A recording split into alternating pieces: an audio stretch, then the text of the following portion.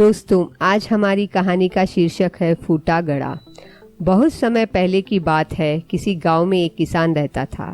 वह रोज भोर में उठकर दूर झरनों से स्वच्छ पानी लेने जाया करता था। इस काम के लिए वह अपने साथ 2 बड़े घड़े ले जाता था, जिन्हें वो डंडों में बांधकर अपने कंधे पर दोनों ओर लटका लेता था। उनमें से एक घड़ा कहीं से फूटा हुआ था और दूसरा एकदम सही था। इस वजह से रोज घर पहुंचते पहुंचते किसान के पास 1.5 घड़ा पानी ही बच पाता था। ऐसा 2 साल से चल रहा था। सही घड़े को इस बात का घमंड था कि वह पूरा का पूरा पानी घर पहुंचाता है और उसके अंदर कोई कमी नहीं है। वहीं दूसरी तरफ फूटा घड़ा इस बात से शर्मिंदा रहता था कि वो आधा पानी घर तक पहुंचा पाता है और किसान की मेहनत बेकार चली जाती है। फूटा घड़ा ये सब सोचकर बहुत परेशान रहने लगा और एक दिन उससे रहा नहीं गया।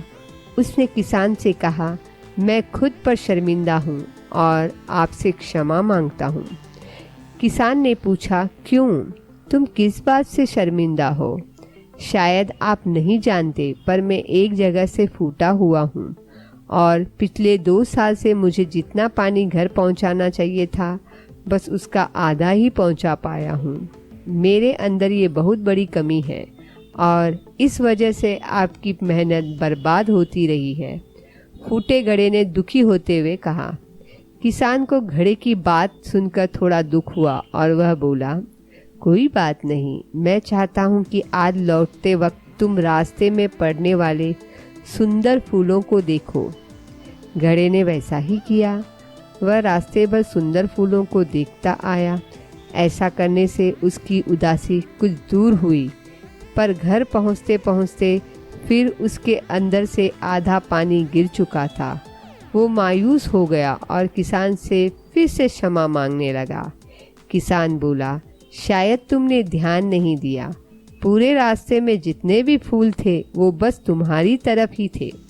सही घड़े की तरफ एक भी फूल नहीं था। ऐसा इसलिए क्योंकि मैं हमेशा से तुम्हारे अंदर की कमी को जानता था और मैंने उसका लाभ उठाया। मैंने तुम्हारे तरफ वाले रास्ते पर रंग बिरंगे फूलों के बीज बो दिए थे।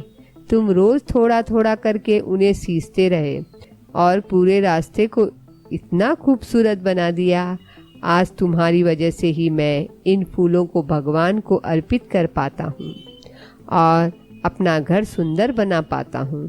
तुम ही सोचो, अगर तुम जैसे हो वैसे नहीं होते तो भला क्या मैं ये सब कुछ कर पाता?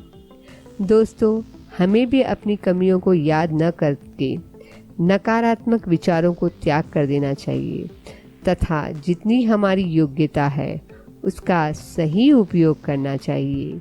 अगर आपको यह कहानी अच्छी लगी हो तो आपसे विनम्र निवेदन है कि आप इस वीडियो को लाइक और हमारे चैनल को सब्सक्राइब जरूर करें तथा कमेंट के द्वारा अपने विचार हमसे व्यक्त कीजिए, क्योंकि आपका सहयोग ही हमें ऐसी और प्रेरणादायक कहानियाँ आपके सामने प्रस्तुत करने के लिए प्रोत्साहित करेगा।